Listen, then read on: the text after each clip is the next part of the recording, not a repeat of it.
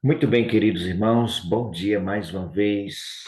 Bem-vindos a mais um encontro da madrugada. Saúdo a todos vocês com a paz e a graça do nosso Deus.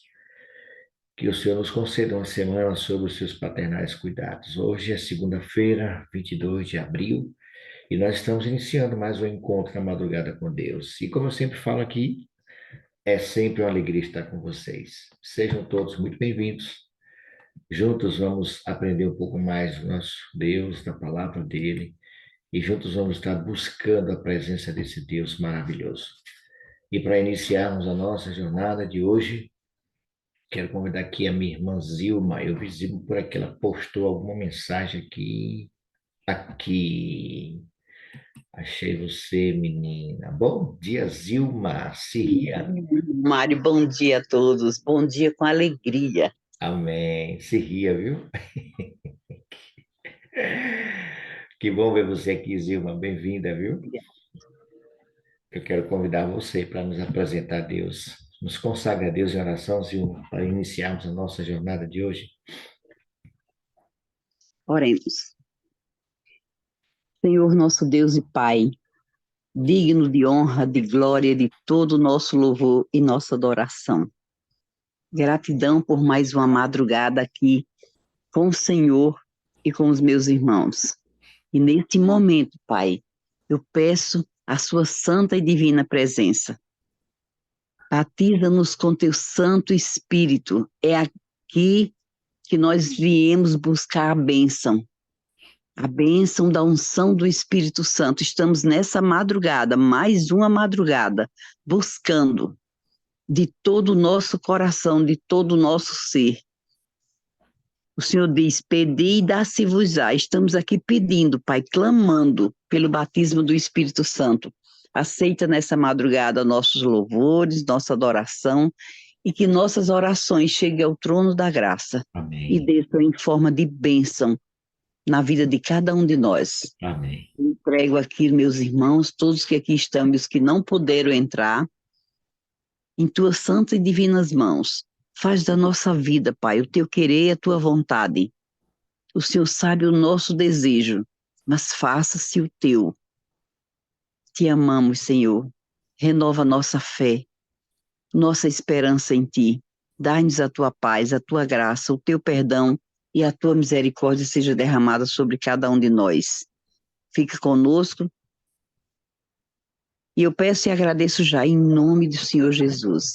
Amém. Amém, Senhor. Amém. Graças Amém. a Deus. Obrigado, minha querida irmã Zilma. Estou com saudade de você, viu? Saudade. Precisa vir aqui na Bahia passar um final de semana com a gente. Eu me um abraço e um cheiro com muito gosto em cada um dos meus irmãos. Amém. Abraços, Zilminha. Deus te abençoe. Vamos louvar esse Deus. Ele é digno de ser louvado. Vamos cantar louvores ao seu nome e vamos celebrar a beleza da sua santidade.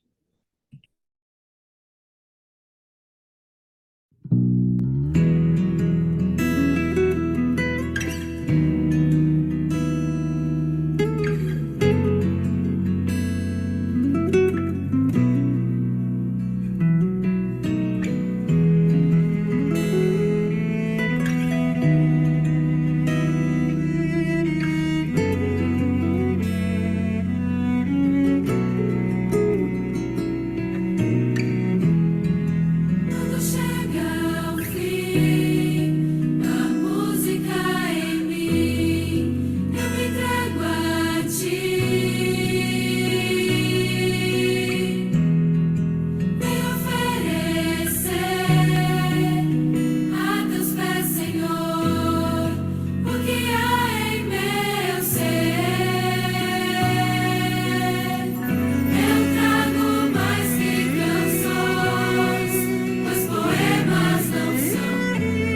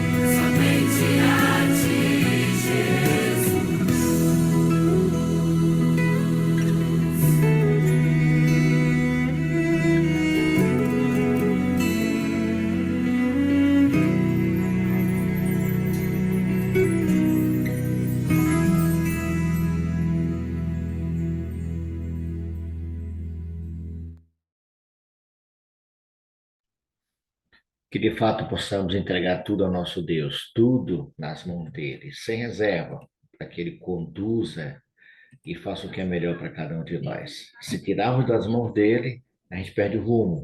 Então, deixa o Senhor conduzindo, mesmo em meio aos males, bravios, tempestades, certamente ele nos conduzirá seguros. Nós queremos convidar alguns amigos para estar conosco em oração. Quero convidar minha irmã Cris. Bom dia, Cris. Abra seu áudio, por gentileza. Abra Oi, seu áudio aí, Cris. Bom dia mais uma vez, Cris. Tu me ouves? sim. Ok. Quero convidar minha irmã Simone. Bom dia, Simone. Abra seu áudio, por gentileza. Simone Campos. Oi. Oi. Vendo direitinho? Uhum. Pronto.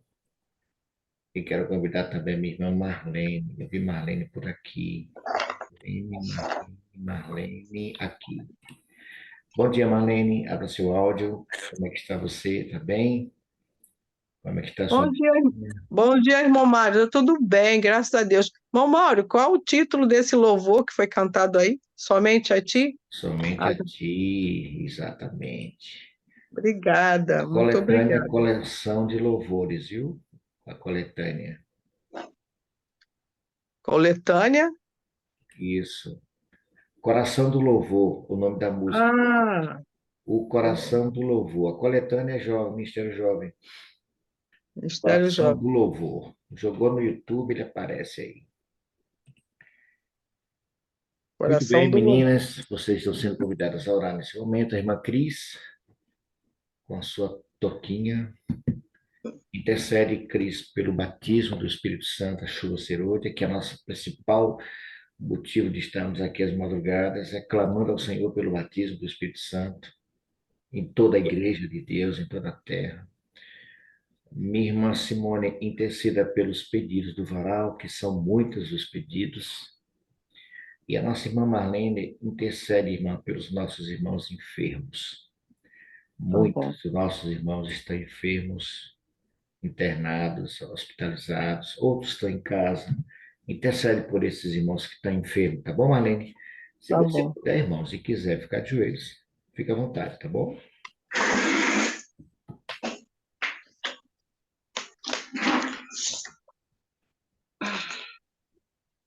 Oremos. Soberano Deus, grato aqui estamos mais uma vez ao despertar Amém. na tua presença. Amém. Amém. Felizes por estarmos entre amigos e irmãos em Cristo Jesus. Verdade.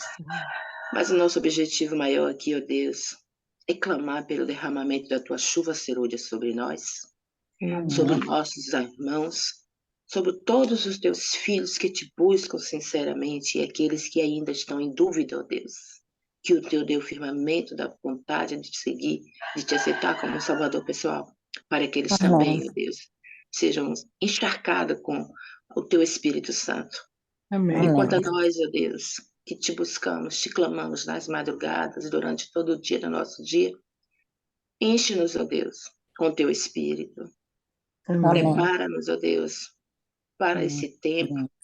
para que juntos possamos, ó Deus, avançar a tua volta, a tua causa.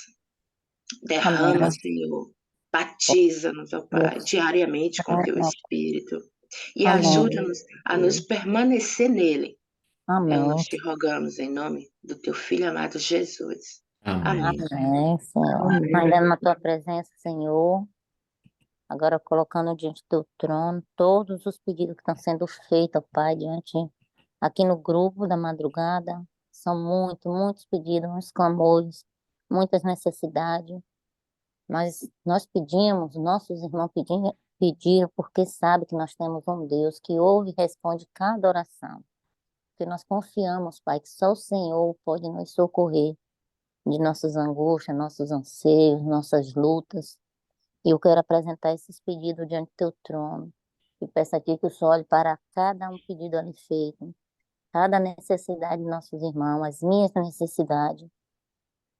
Peço a ti que o Senhor olhe para ele com teu olhar de amor e de misericórdia, que o Senhor responda essas orações, Pai.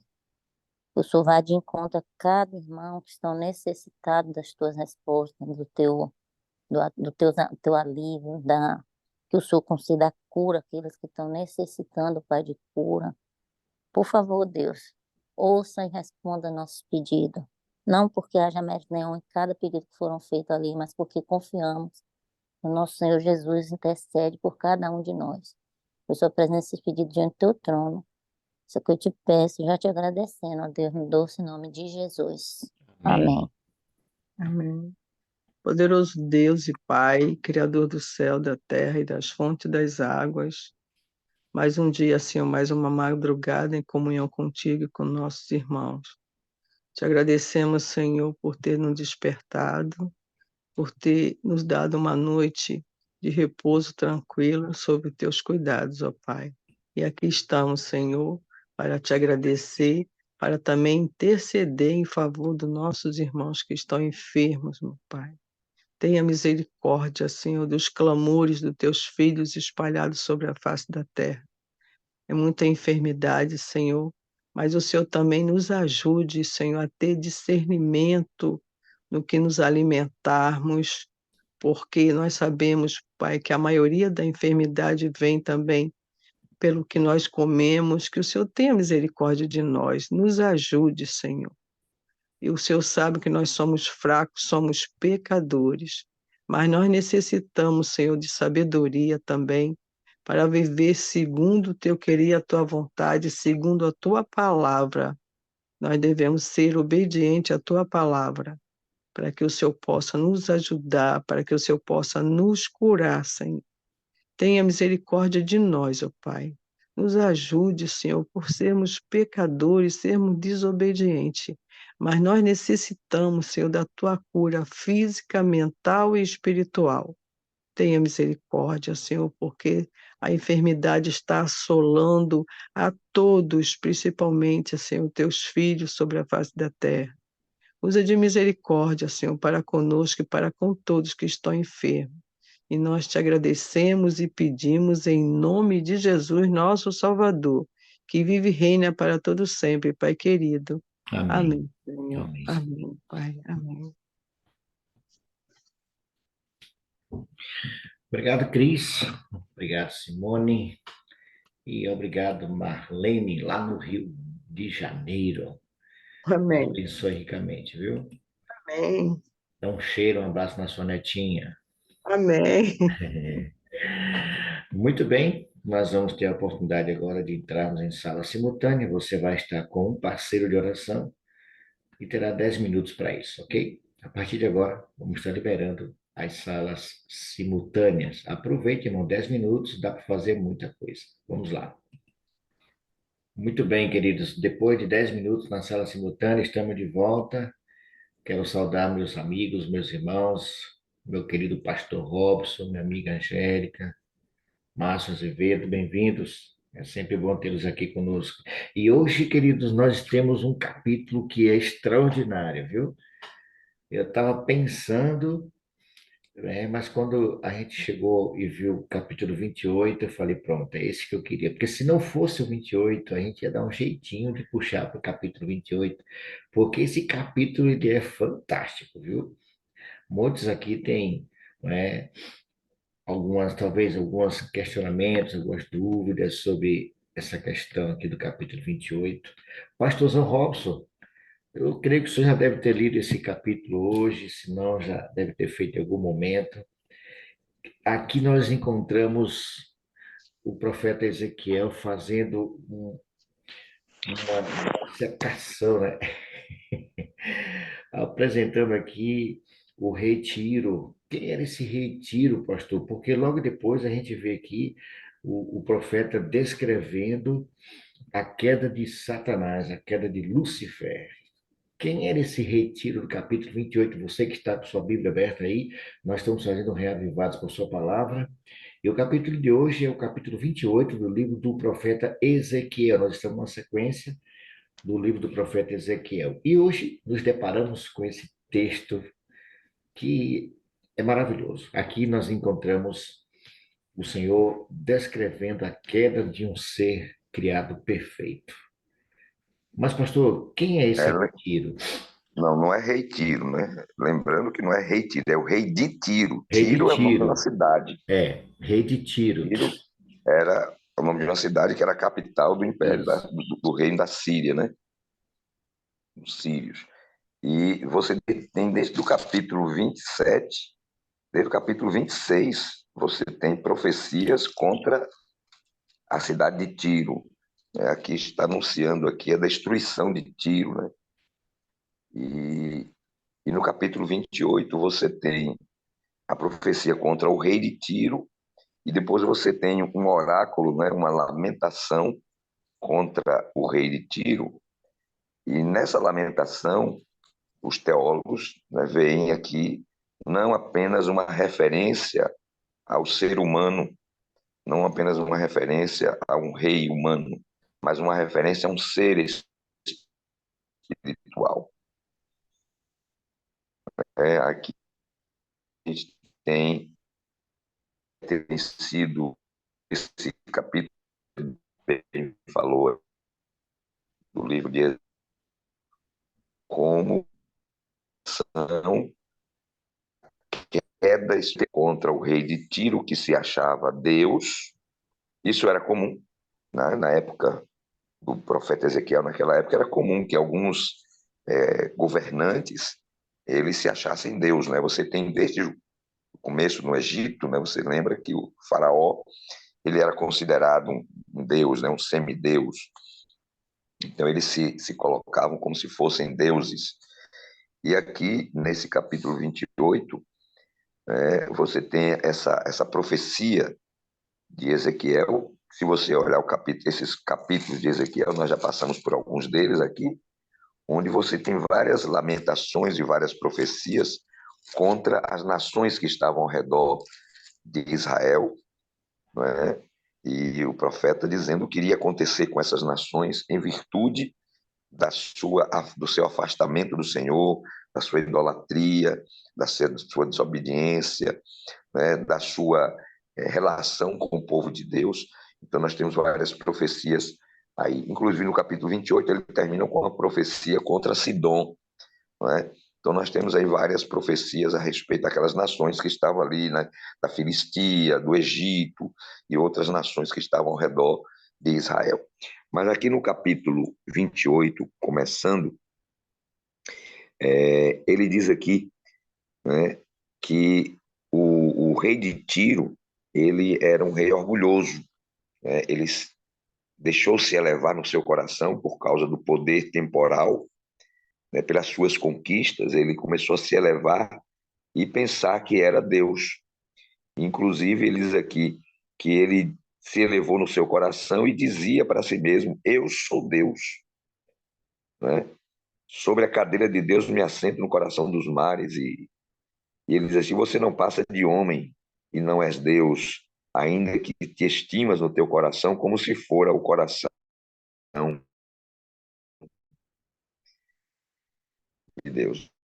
O Senhor que tira, aqui está, e essa cidade, a profecia seria mais reconstruída, se tornaria lugar para secar as redes, né? Os pescadores usariam as ruínas de Tiro para secar redes ali. De fato, foi aquilo que Tiro se tornou. Ela não foi reedificada, né? Era uma cidade que se projetava para dentro do mar. Então, por isso ele diz aqui que estava no coração dos mares, que era uma cidade que eles fizeram aqueles aterros, né? E a cidade ela entrava, inclusive era uma cidade difícil até de ser conquistada, porque o acesso da cidade, como uma boa parte das cidades antigas, eles colocavam no alto das montanhas, em lugares onde o acesso não fosse tão fácil, para que a cidade não fosse tomada com facilidade, né? E a história toda aqui de como Alexandre o Grande conquistou Tiro e tal. Mas aqui, a partir do verso, isso até o verso 10, está citando a respeito do rei humano de Tiro, né? Embora ele se sentisse Deus, visto que estimas no teu coração, diz o verso 6, coração como se for o coração de Deus, eis que eu trarei sobre ti uns mais terríveis estrangeiros dentre as nações, os quais desembainharão a espada contra a formosura da tua sabedoria e mancharão o teu resplendor, né? e eles te farão descer a cova e morrerás da morte dos traspassados no coração dos mares. Então aqui anuncia a morte do rei de Tiro e o fim da história de Tiro. Entretanto, a partir do verso 11, nós vemos uma mudança, né, no direcionamento da profecia, que está falando de uma lamentação contra o rei de Tiro, só que é interessante que ele agora começa a falar de um ser que não poderia ser um homem, né, porque ele vai dar algumas características aqui que deixam claro que está se referindo a um outro ser. Porque ele diz assim, olha, veio a minha palavra do Senhor dizendo, filho do homem, levanta uma lamentação contra o rei de Tiro e diz-lhe, assim diz o Senhor Deus, tu és sinete de perfeição. Então já começa por aí, cheio de sabedoria e formosura. Então, alguém que era o sinete, o selo da perfeição, não podia ser um ser humano, porque nesse tempo já não havia seres humanos perfeitos, né? O ser humano perfeito foi Adão e Eva foram os perfeitos. E ele fala o seguinte, estavas no Éden, né? Então aqui já está fazendo menção a um ser que estava no Éden, no jardim de Deus, que se cobria de pedras preciosas. Ele começa a citar aqui as pedras, e diz aqui que desde o dia em que ele foi criado, elas foram preparadas para ele. E aí no verso 14 ele fala de quem é, de quem ele está falando. E ele diz assim, tu eras querubim da guarda ungido. Então ele não está falando de um ser humano, está falando de uma categoria de anjos, né? Está falando de um anjo. Tu eras querubins da guarda ungido, te estabeleci, você permanecia no monte santo de Deus, no brilho das pedras andavas. Perfeito eras em teus caminhos, desde o dia em que foste criado, até que se achou iniquidade em ti. Então aqui vem a origem do pecado na vida, né, desse querubim, desse ser celestial. E é interessante porque nós sabemos que não está falando de um homem exatamente, porque aqui diz que ele foi perfeito desde o dia que até que se achou iniquidade. Não é que dia que ele pecou, que ele desobedeceu, mas que, né, de uma maneira misteriosa, a iniquidade surgiu no seu coração. É chamado mistério da iniquidade. O apóstolo Paulo fala do mistério da iniquidade. É um mistério, irmãos, nós não entendemos, né? Não dá para saber como é que pode a iniquidade, o pecado surgir no coração de um ser perfeito, né? Um ser perfeito. Então, é um mistério. Não há explicação para o pecado, ok? Não há explicação. Mas surgiu no coração desse ser celestial.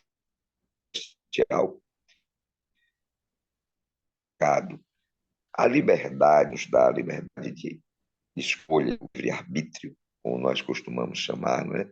O livre-arbítrio, ele pressupõe a possibilidade do mal, porque se não houvesse essa possibilidade do mal, não haveria plena liberdade. Onde há liberdade, as pessoas têm liberdade, não é? E se você não tem liberdade de fazer a coisa errada, então não é liberdade. Se a sua liberdade é limitada, né? É como nós estamos vivendo uma situação hoje no Brasil a respeito da liberdade de expressão, né?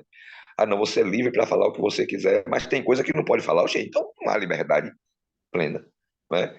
Se você tem liberdade para falar o que quer, mas tem coisa que você não pode falar, então não é liberdade. A liberdade pressupõe que você tem liberdade para falar tudo o que você quiser.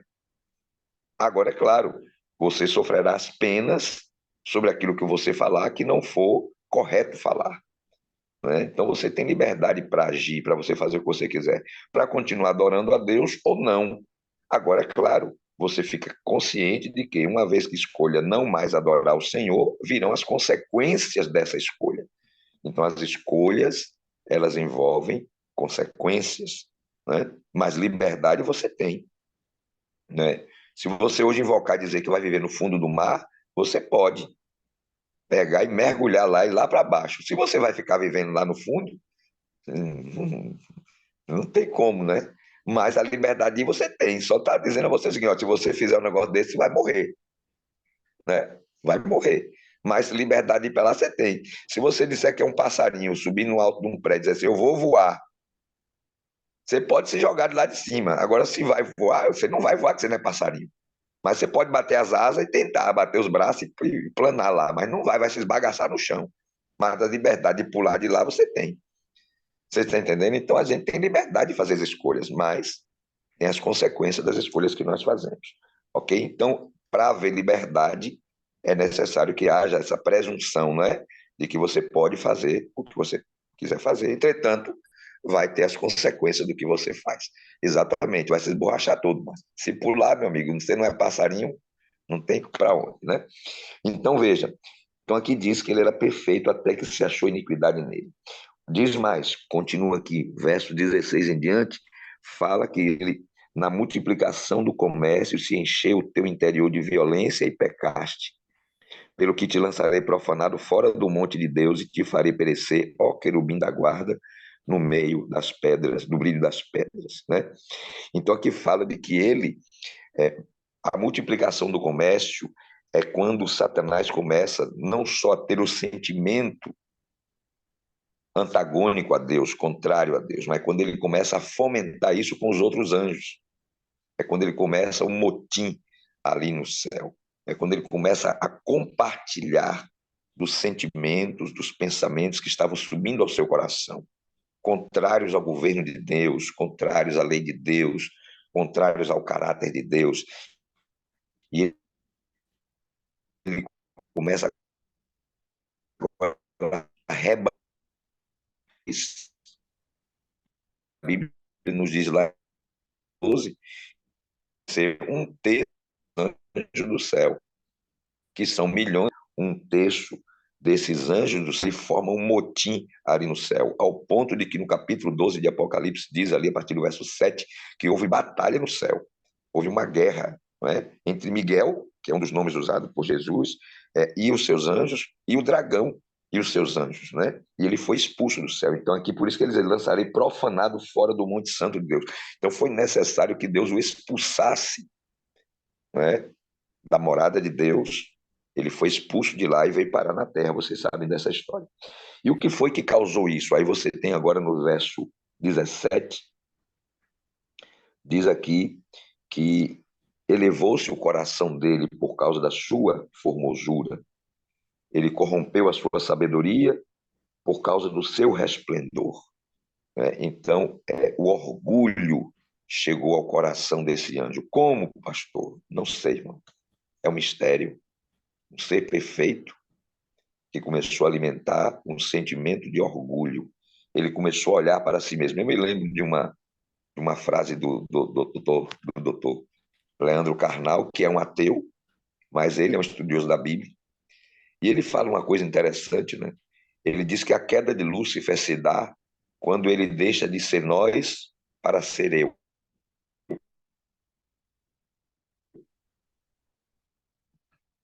Quando ele deixa de olhar para os outros como iguais, né? Se achar tal, se achar o sábio, o belo, o poderoso. Então ele tira os olhos de Deus, ele tira os olhos dos seus companheiros e ele passa a olhar apenas para si mesmo. Quando o egoísmo começa a surgir no coração, né? Quando a pessoa começa a focar em si, achando que ele é o centro de tudo, né? Tá cortando aí, Márcio, é? Pastor, tem momentos da sua fala que fica cortando, mas volta logo. Ô, pastor, Pronto, é porque essa ideia que as pessoas a pregam, internet, as pessoas pregam de que Deus criou o a diabo, internet ela não existe, continua porque Deus não um criou barco aí, esse ser porque terrível que existe. a fazenda está longe, vendo aqui. Desliga a câmera, pastor, que talvez melhore. Pronto, muito bem, ok, Márcio. Pronto, melhorou aí? Vamos lá. Então, pastor, essa ideia que se prega de que, até mesmo dentro do próprio meio evangélico, eu já ouvi isso de pessoas, líderes, por sinal, dizendo que Deus criou o diabo.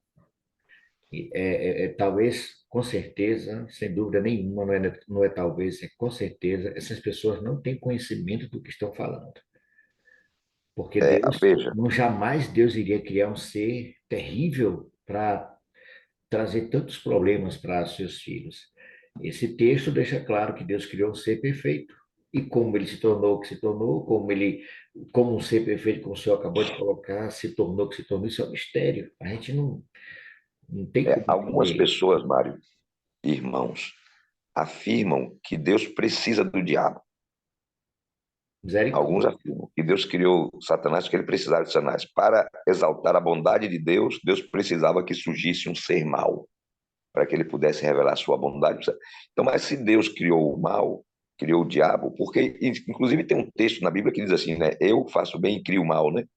Isso. E alguns usam esse texto para dizer que Deus criou o mal. Se Deus criou o mal, então nós temos um Deus com um caráter defeituoso, né? Se Deus, para exaltar a sua bondade, precisa de um ser mau, ele precisa maltratar pessoas, ele precisa destruir, ele precisa causar a morte e a desgraça e o sofrimento. Então, nós vamos concluir que esse Deus não é tão bom quanto a Bíblia diz. E aí a Bíblia estaria apresentando uma mentira, né? Porque ela diz que Deus é amor, que Deus é bom. Provai e vede que o Senhor é bom, porque Deus é amor. Então, se Deus não é aquilo que a Bíblia diz que ele é, ela mente. E se a Bíblia mente e é a palavra de Deus, Deus mente. E se Deus mente, ele não é perfeito e ele não é bom, não é? Então você começa, então, ou você crê naquilo que está escrito ou você não crê. Então, se cremos na palavra do Senhor, a Bíblia diz que o Senhor não é tentado pelo mal, né? E nele não existe maldade. A Bíblia diz que Deus é amor e a Bíblia diz que Deus é justo. Deus é justo, não é? E a Bíblia diz que Deus tolera o pecado, mas não é ele o originador do pecado, porque senão Deus se tornaria o originador do pecado, né? Então, queridos, o originador do pecado é Satanás. Foi Lúcifer que se perverteu. Agora nós devemos lembrar, é porque essa ideia que muita gente tem, que inclusive é apresentada em alguns textos bíblicos, de que é o Senhor que faz tudo, né? Ou seja, Deus está em todas as coisas, é o Senhor que está tomando as decisões, que o Senhor já programou as coisas, né? Aquela ideia da predestinação, que Deus já programou tudo, tudo acontece segundo o programa de Deus. Irmãos, Deus cumprirá os seus propósitos a despeito de nós, é verdade. Mas Deus não programou as coisas para acontecerem como elas acontecem, ok? Ele vai conduzindo as situações para que culminem com o cumprimento dos seus propósitos. Mas ele não programou um anjo para se tornar Satanás, né? Deus não programou um anjo para se tornar Satanás, mas ele criou seres com liberdade de escolha. E onde há liberdade, sempre haverá risco de alguém fazer algo diferente daquilo que você imagina, não é? Então, aí está dentro desse plano de Deus de criar seres livres. Até porque não há amor sem liberdade. Ok? Se você foi programado para amar, então você não ama, porque o amor é um sentimento espontâneo. O amor é algo que você escolhe, não é algo que alguém te impõe, né? Ninguém pode obrigar a pessoa a amar outra pessoa. O amor é uma escolha que você e eu fazemos. Por isso Deus nos criou seres livres, porque só onde há liberdade pode haver verdadeiro amor, né? O verdadeiro amor brota do coração, ele é espontâneo, ok? Ele não é uma coisa que a pessoa força, né? Você não pode obrigar uma pessoa a amar a outra pessoa. O amar é uma escolha. E Deus nos criou seres livres exatamente por isso, porque o Senhor ama e deseja ser amado. E para ser amado, é necessário que eu escolha amá-lo, que eu o conheça, me relacione com ele e realmente eu passe a amá-lo por aquilo que ele é, não é? Entendeu? Então, Pastor, diga, Márcio. quando a palavra do Senhor diz assim, que o homem foi criado perfeito, só que ele se meteu em muitas astúcias. Uhum. Então Deus nos criou perfeito. Lúcifer foi criado perfeito também. Só que usou a liberdade, né, de escolha para se tornar Satanás, para se tornar inimigo de Deus. E todo ser criado por Deus tem essa liberdade de escolha, né? Porque Exato, se não tivesse essa liberdade de escolha, Deus não seria amor. exatamente. É isso mesmo. Paulo disse que nós não devemos usar a liberdade para dar lugar ao pecado, né? Ao mal, né? Devemos usar a liberdade para as coisas que são boas. Tá certo? Muito bem. E aqui diz que pela multidão das tuas iniquidades, pela injustiça do teu comércio, profanaste os teus santuários. Eu, pois, fiz sair do meio de ti um fogo que te consumiu e te reduzi a cinzas sobre a terra aos olhos de todos que te contemplam. Todos que te conhecem entre os povos estão espantados de ti e vens a ser objeto de espanto e jamais subsistirás. Termina a história aqui do querubim ungido, dizendo qual será o seu fim. Não é? O seu fim é a destruição e a aniquilação final. Jamais subsistirás, diz aqui, não é? Muito bem, irmã Maria Lúcia Menezes quer falar. Bom Mário. dia, irmã Lúcia. Pode abrir seu áudio, irmã, por favor. Esse assunto é muito, muito, muito profundo. Mas na história da redenção, nos fala que ele, como anjo de luz, ele tinha o comando dos anjos celestiais. O louvor era ele que comandava o coral no céu.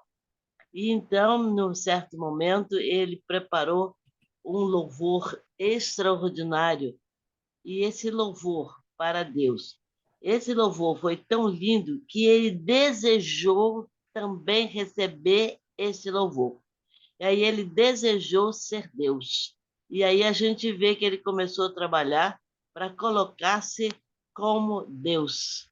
E aí ele foi trabalhando, trabalhando, e que deu que ele desejou ser Deus, e hoje ele quer ser adorado, ele quer ser colocado numa posição de vitória. O Conflito dos Séculos nos fala que ele teve a batalha no céu e ele perdeu, mas ele não desistiu dessa luta, e ele então agora quer fazer que o seu ele quer que a humanidade esteja do lado dele. Ele trabalha, assim como ele trabalhou no céu para conquistar os anjos para o lado dele para essa batalha, ele agora conquista os seres humanos para a batalha, porque ele é persistente. E ele, quando a gente estuda o Apocalipse, que fala que ele vai ser, depois do milênio, ele vai juntar, quando ele vê aquela grande multidão que ressuscitou, aí ele convoca toda aquela multidão de pessoas para ir atacar a Cidade Santa. Mas aí ele não vai conseguir, porque a Cidade Santa vai elevar-se acima do que eles não vão poder atacar, e aí vai ter o julgamento. E todos vão reconhecer que justo é o Senhor. Então, isso foi um desejo de ser Deus que transformou ele nesse grande lutador para conseguir vencer e ser vitorioso. Mas o texto deixa claro, irmã Lúcia, aqui no verso 19, que ele não jamais subsistirá. Ele pode fazer o que ele quiser aqui, mas os dias dele estão contados. Essa ideia, pastor Robson, que o senhor colocou aí agora. Irmã Lúcia, muito obrigado pela participação, viu? Deus abençoe, minha irmã.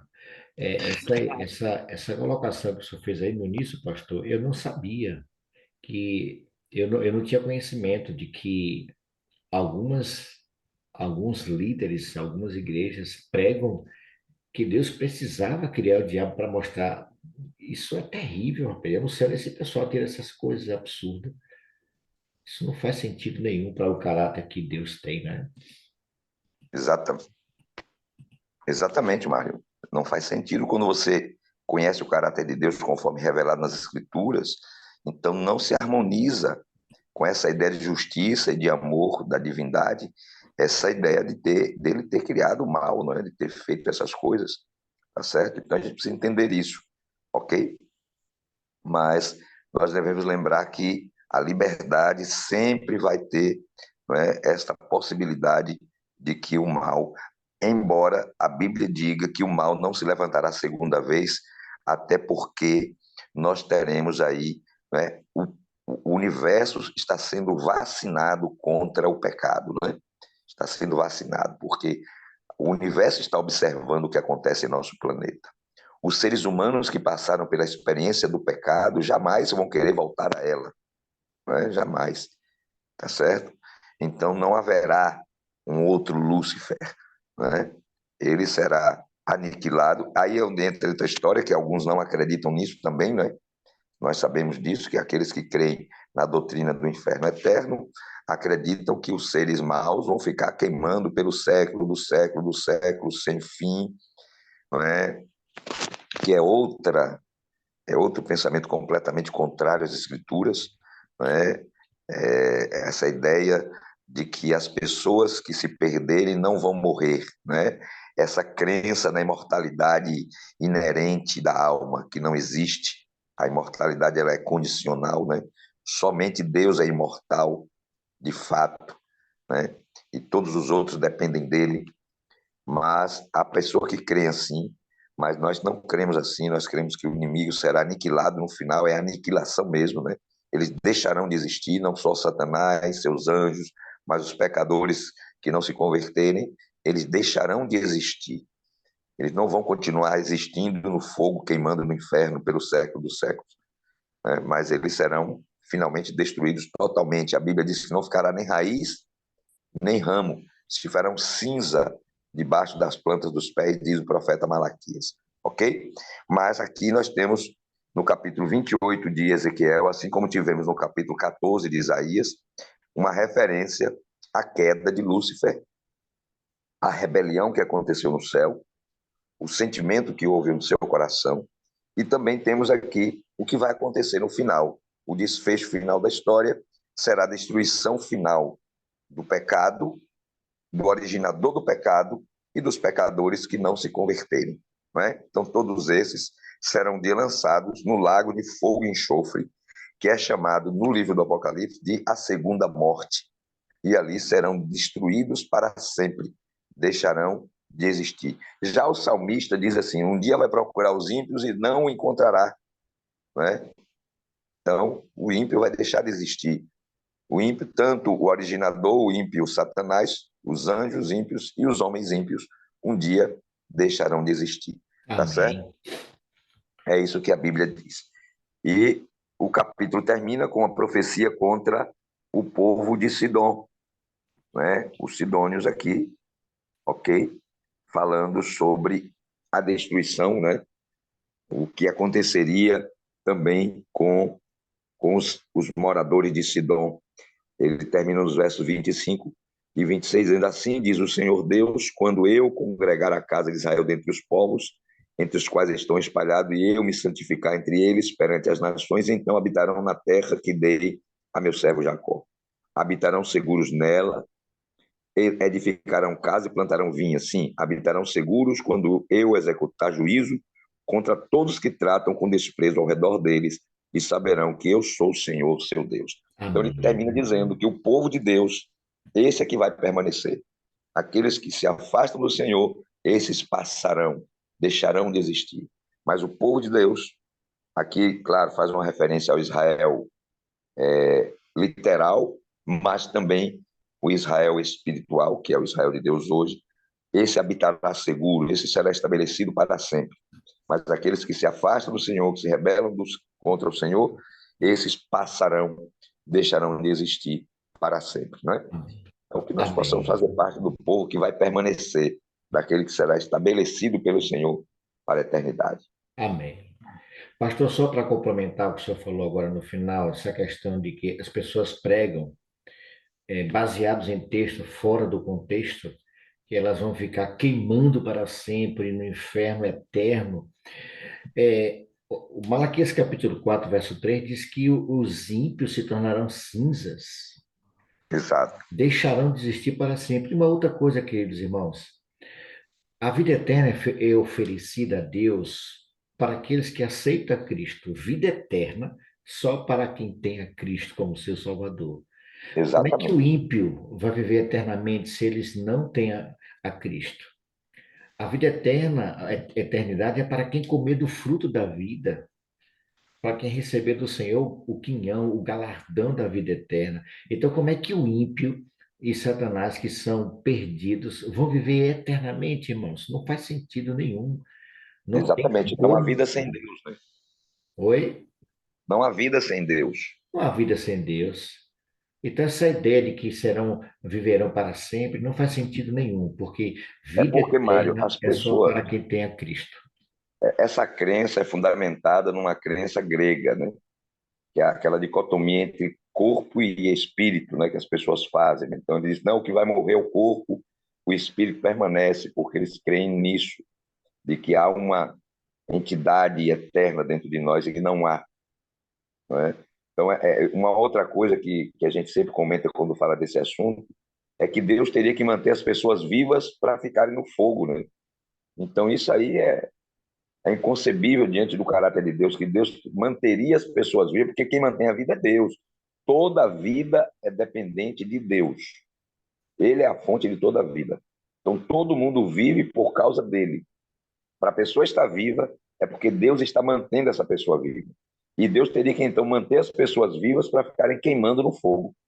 Isso não tem nenhuma coerência com a realidade do caráter de Deus, É né? Malaquias capítulo 4 versículo 3, Marlene. Malaquias 4, 3. Pisarei os perversos, porque se farão cinzas debaixo das plantas dos vossos pés.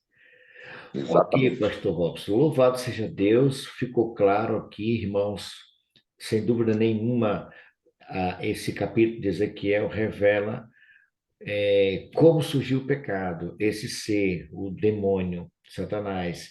Mas o que aconteceu, o que o levou a isso, se ele era perfeito, como de fato a Bíblia diz que era perfeito, como disse o pastor Robson, Paulo diz que é um mistério da iniquidade. Um dia nós vamos saber, mas até então, se contente com o que Deus tem para nós revelado na sua palavra. Esse mal, esse terrível demônio, esse inimigo de Deus, de nossas vidas, ele está com seus dias contados. Como ele surgiu, como ele se tornou, o que o levou a isso. Aí tem o orgulho, tem um monte de coisas. Mas como ser perfeito se tornou o que se tornou, nós não temos como explicar isso. Isso é um mistério. E para entendermos isso, nós precisamos chegar até o céu, porque lá nós teremos respostas a todas as nossas perguntas. E para encerrar, queridos, nós vamos cantar essa linda canção e retornaremos para fazermos a nossa oração final. Vamos cantar e depois retornaremos para encerrarmos. Vamos louvar o Senhor.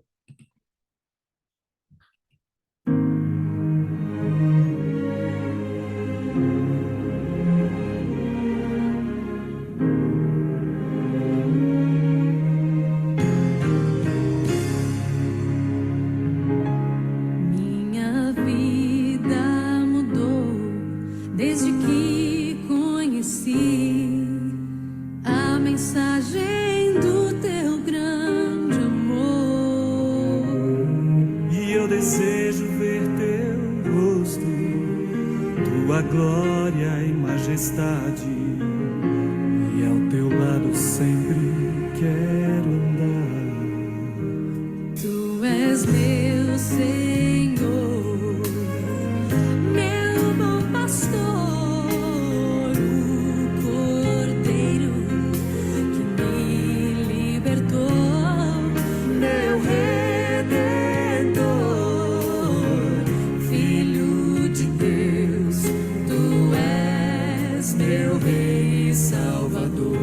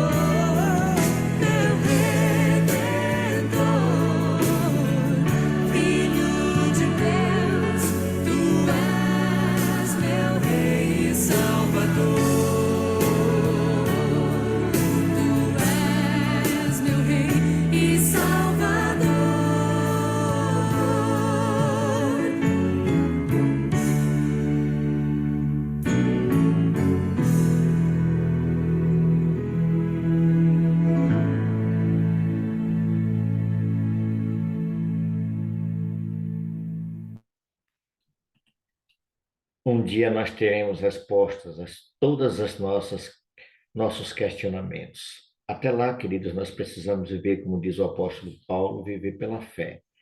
Um dia todo mal será extirpado para sempre. O mal não subsistirá para sempre, irmão. O que vai viver para sempre é o Senhor Jesus e todos aqueles que estiverem sob o seu cuidado, todos aqueles que entregarem a sua vida para o Senhor. A história do pecado, como tudo começou, é um mistério, irmãos. Nós não conseguimos entender. Mas nós temos a esperança, porque é uma promessa de um Deus que não falha, de que todo aquele que aceitar Jesus como seu Salvador será salvo. E nós estamos aqui, queridos, pela graça de Deus, lutando todos os dias pelo poder de Deus para permanecer ao lado do Senhor. Não importa o que você e eu viemos passar, precisamos permanecer do lado do Senhor.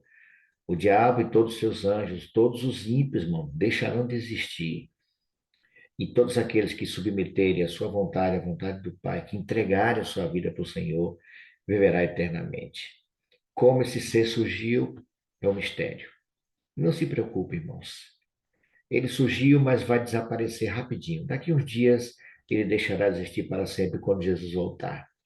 Até lá, debruce na fé, na esperança de que muito em breve Jesus voltará e porá fim para sempre a todo mal, toda dor, todo sofrimento. É nisso que cremos, é nisso que nós nos apegamos. Deus abençoe a todos vocês. Lembre-se, eu estou orando por você. Eu sei que você ora por mim. E esse Deus que nós servimos maravilhoso agirá em favor de cada um de nós.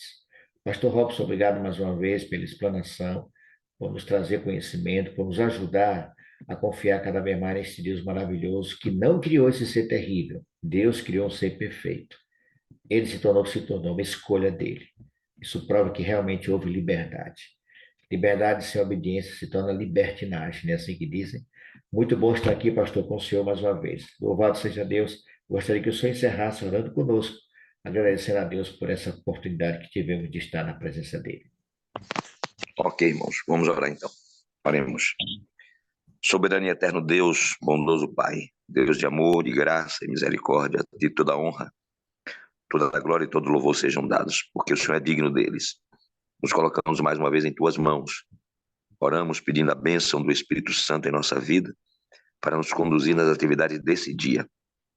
Onde quer que formos, o que quer que fizermos, possamos glorificar o teu nome, possamos levar a outros a esperança que temos em Jesus Cristo de salvação.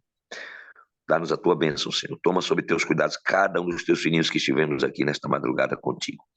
Ouve o clamor dos teus filhos, inclina os teus ouvidos, ouve o clamor, tome em tuas mãos os pedidos que foram feitos e atende-os conforme a tua santa e boa vontade, para a glória e louvor do teu nome. Acima de tudo, Senhor, em nome de Jesus, encha-nos com o poder do Espírito Santo, para que nós possamos viver à altura dos teus ensinos, uma preparação para vivermos a eternidade ao teu lado. Dá-nos cada dia mais discernimento espiritual, sabedoria do céu para compreender a tua palavra, a tua vontade, e vivermos para a glória e louvor do teu nome. Dá-nos a tua bênção, Senhor, para este dia. É a nossa súplica em nome de Jesus. Amém, Senhor. Amém. Amém. Que Deus abençoe a todos vocês. Tenhamos um dia maravilhoso sob os cuidados do nosso Deus. A gente se vê na próxima quarta-feira em mais um encontro da madrugada com Deus. Um grande abraço. Fiquem todos na graça e na paz do nosso bondoso Deus.